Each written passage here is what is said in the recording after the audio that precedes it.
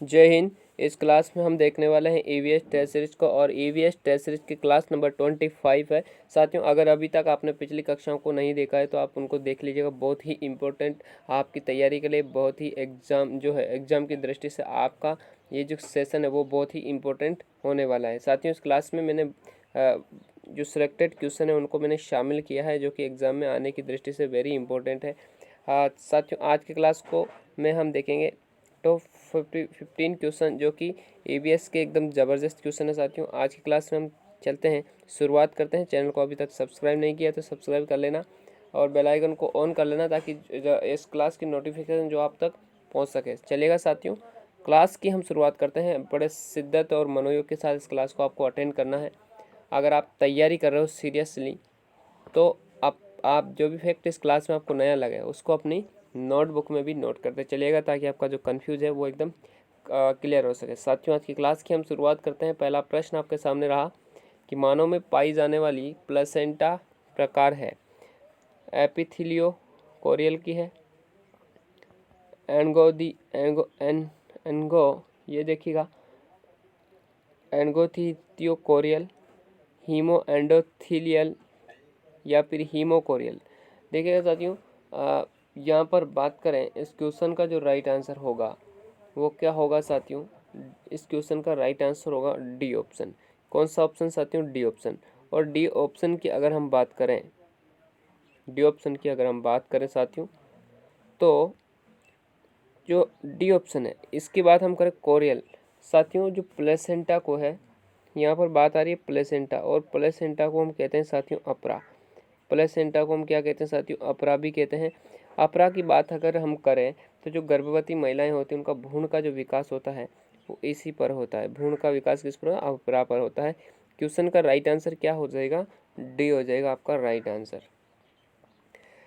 रेगिस्तान का कहा जाता है, रेगिस्तान का, राजस्थान का सागवान की बात हो रही है, राजस्थान का सागवान कहा जाता है बबूल को, खेजड़ी को, यूकेलिप्टस को या रोहिड़ा को? तो रेगिस्तान का जो सागवान कहा जाता है साथियों वो कहा जाता है आपका रोहिड़ा के फूल को। अब रोहिड़ा की बात आती है तो रोहिड़ा क्या है साथियों? रोहिड़ा राजस्थान का क्या है साथियों? राज्य वृक्ष है। सॉरी, राजस्थान का राज्य पुष्प है। कब घोषित किया गया? तो ये घोषित किया गया 1983 में। ठीक है, 1983 में। साथियों, आपको इसका वैज्ञानिक नाम भी ध्यान में रखना है। कौन सा नाम? वैज्ञानिक, रोहिड़े का वैज्ञानिक नाम आपको ध्यान रखना है टिकोमेला, टिकोमेला अंडुलेटा, टिकोमेला अंडुलेटा। ठीक है, ये इतनी सी जानकारी आपको ध्यान रखनी है, ताकि जो है तैयारी एकदम क्लियर हो सके। नेक्स्ट क्वेश्चन देखिएगा कि भारत में हरित क्रांति के किस संबंध में सर्वाधिक जो है सफल रही है? किसके संबंध में? क्या गेहूं और चावल के संबंध में, गेहूं और ज्वार, चाय और कॉफ़ी, या फिर गेहूं और तिलहन? तो साथियों, जो भारत में जो हरित क्रांति है, हरित क्रांति में जो सबसे ज़्यादा सफलता मिली है इसको, वो मिली है गेहूं और चावल के उत्पादन में। जो पहला ऑप्शन है वो हो जाएगा आपका राइट आंसर। क्वेश्चन नंबर कि भारत का राज्य चिन्ह कहाँ से लिया गया? प्रयाग प्रशस्ति से, अशोक के सारनाथ स्तंभ से, अशोक के 13वें शिलालेख से, या अशोक के कलिंग अभिलेख से? तो भारत का जो राज्य चिन्ह है इसको लिया गया है साथियों अशोक के सारनाथ स्तंभ से। जो बी ऑप्शन है वो आपका हो जाएगा राइट आंसर। नेक्स्ट क्वेश्चन कि हमारे राजस्थान में लिखा हुआ शब्द सत्यम, हमारे राजस्थान में नहीं साथियों, यहाँ पर थोड़ा सा मिस हुआ है आपको।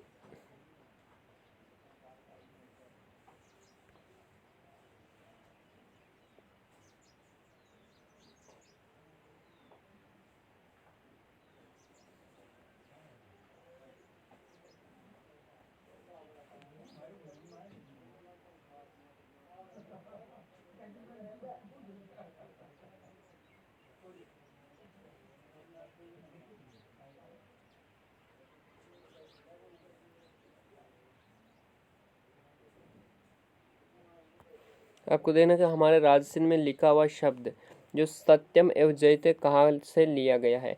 मुंडकोपनिषद से, भारहूत अभिलेख से, या कठोपनिषद से, या तैत्तिरीय आरण्यक से। जो सत्यमेव जयते शब्द जो है साथियों वो लिया गया है आपके मुंडको उपनिषद से। जो ऑप्शन नंबर पहला है वो आपका हो जाएगा राइट आंसर। नेक्स्ट क्वेश्चन कि राष्ट्रीय पंचांग संवत किस तिथि को प्रारंभ होता है? 22 मार्च, 20 मार्च, होली के दूसरे दिन या चैत्र शुक्ल एकम। तो जो राष्ट्रीय पंचांग है साथियों वो आपका आरंभ होता है 22 मार्च के दिन। जो ऑप्शन नंबर पहला है वो आपका हो जाएगा राइट आंसर। कि बंकिम चंद्र चटर्जी की किस कृति में हमारा राष्ट्रीय गीत वंदे मातरम, राष्ट्रीय गीत कौन सा है हमारा? राष्ट्रीय गीत है हमारा वंदे मातरम। ये संकलित है स्वराज्य की और स्वाधीन की और देशभक्ति या आनंद मठ। जो साथियों बंकिम चंद्र चटर्जी सर है इनकी एक कृति है जिसका नाम है आनंद मठ, और आनंद मठ में ही हमारा जो राष्ट्रीय गीत वंदे मातरम है वो संकलित है। क्वेश्चन नंबर 8 देखिएगा साथियों कि शक संवत पर आधारित हमारा राष्ट्रीय पंचांग कब अपनाया गया? 26 जनवरी 1950, 15 अगस्त 1947, 26 नवंबर 1949 या 22 मार्च 1957। तो शक संवत पर आधारित हमारा राष्ट्रीय जो पंचांग है वो अपनाया गया था साथियों 22 मार्च 1957 को। जो डी ऑप्शन है आपका हो जाएगा राइट आंसर। क्वेश्चन देखिएगा कि भारत का राष्ट्रीय उद्यान कौन सा है? भारत का यहाँ पर राष्ट्रीय उद्यान तो सभी है, पूछा जा रहा है भारत का पहला राष्ट्रीय उद्यान कौन सा है? रणथंबोर टाइगर प्रोजेक्ट है, हेली नेशनल पार्क है, सिमलीपाल है या मानस राष्ट्रीय उद्यान है। तो साथियों आपको पता होगा कि जो भारत में जो पहला राष्ट्रीय उद्यान था वो कहाँ पर बनाया गया था? वो बनाया गया था आपके उत्तराखंड के अंदर। कहाँ पर? उत्तराखंड के अंदर। और उत्तराखंड में कौन सा? यहाँ पर बात करें हेली नेशनल पार्क, जिसका जिम कॉर्बेट नेशनल पार्क भी अभी जो है चेंज जो परिवर्तित नाम है वो है। जो भी ऑप्शन है आपका हो जाएगा राइट आंसर।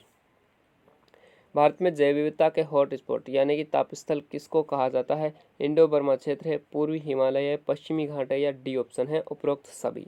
तो ये सभी के सभी साथियों आपके किसके अंतर्गत आते हैं? जैव विविधता हॉट स्पॉट के अंतर्गत आते हैं। इसलिए जो डी ऑप्शन है वो करना है आपको राइट आंसर। नेक्स्ट क्वेश्चन देखते चलिएगा कि सर्वाधिक वन्यजीव अभ्यारण्य किस राज्य में है? क्वेश्चन नंबर 11 का मुझे आपको राइट आंसर बताना है श्री। तो सर्वाधिक जो वन्यजीव अभ्यारण्य साथियों वो आपके अंतर्गत आते हैं महाराष्ट्र के अंतर्गत। महाराष्ट्र में साथियों कितने वन्यजीव अभ्यारण्य ये भी आपको ध्यान रखना है। कुल मिलाकर 43 वन्यजीव अभ्यारण्य कहाँ पर? तो महाराष्ट्र में। ठीक है साथियों। राजस्थान की अगर हम बात करें तो राजस्थान में साथियों हो जाएंगे 26। कितने हो जाएंगे? 26। और भारत की कुल बात करें तो भारत में हो जाएंगे यहाँ पर 544 यानी कि 544 के लगभग। तो इस क्वेश्चन का राइट आंसर क्या होगा? महाराष्ट्र। क्वेश्चन नंबर कसावा किस राज्य का वस्त्र है? कसावा किस राज्य का वस्त्र है? और इम्पोर्टेंट क्वेश्चन है जम्मू कश्मीर का है, हिमाचल प्रदेश का है, असम का है या फिर गोवा का है। तो साथियों जो कसावा है ये आपका कहाँ का वस्त्र है? आपका ये वस्त्र है जम्मू कश्मीर का। और कौन कौन से वस्त्र है जम्मू कश्मीर में? तो आपका एक आता है साथियों फिरन। कौन सा आता है साथियों? फिरन।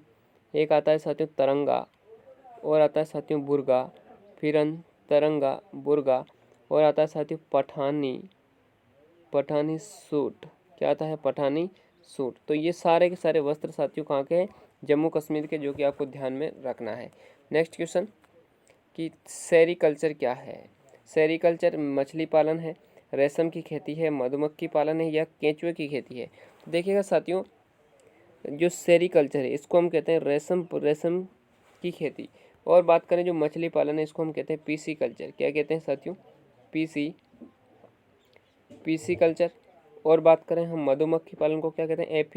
AP culture. क्या कहते हैं साथियों? AP culture. और बात करें यहाँ पर केंचुए की खेती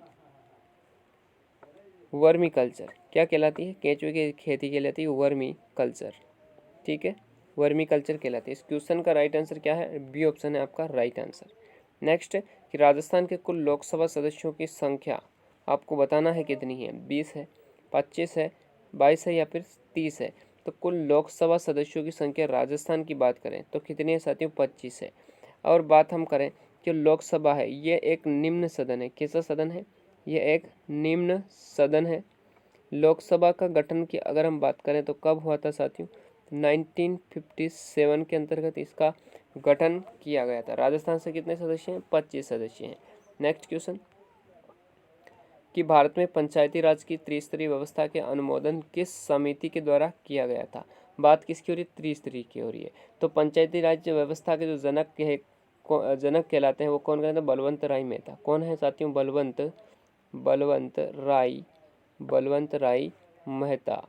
और बलवंत राय मेहता समिति के द्वारा ही जो है साथियों त्रिस्तरीय व्यवस्था की गई है। जो पहला ऑप्शन है वो आपका हो जाएगा राइट आंसर। और बात करें साथियों द्विस्तरीय व्यवस्था भी बनाई गई थी, जिसको हम कहते हैं यहाँ पर द्विस्तरीय व्यवस्था की अगर हम बात करें तो वो आती है साथियों अशोक मेहता समिति। अशोक मेहता समिति यानी कि बी ऑप्शन। यहाँ पर इन्होंने द्विस्तरीय व्यवस्था की थी पंचायती राज के लिए। और 4 स्तरीय व्यवस्था भी यहाँ पर हमारे सामने आई थी, जिसको बनाया था PVK राज समिति के द्वारा। डी ऑप्शन इस क्वेश्चन का राइट आंसर पहला हो जाएगा। साथियों ये थे आज के बेस्ट सिलेक्टेड क्वेश्चन।